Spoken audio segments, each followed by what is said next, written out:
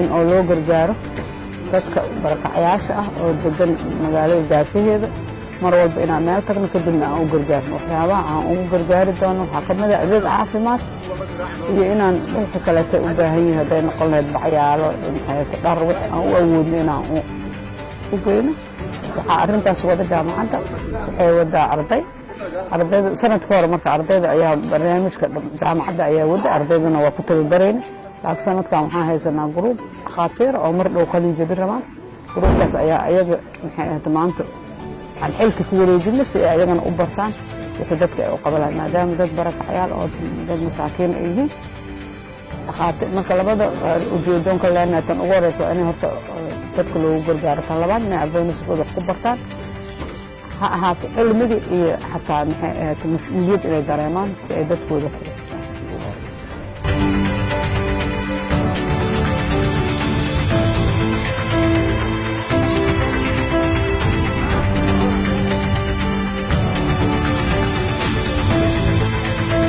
mobile clinic team oo jaamacadda hore u sii jirtay sanadka hore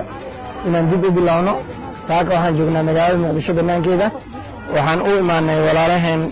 Soomaaliyeed dhibaataysan awoodin in magaalada Muqdisho imaadaan goobaha caafimaadka ee barafadada tagaan ay isku daaweeyaan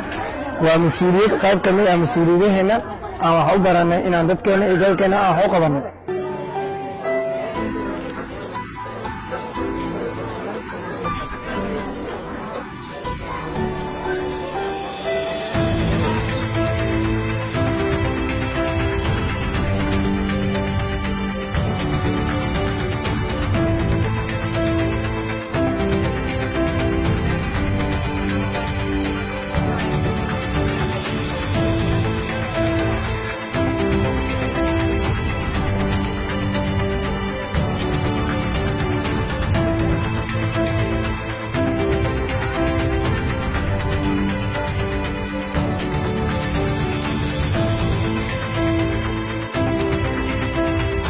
magacayga waa Xaliima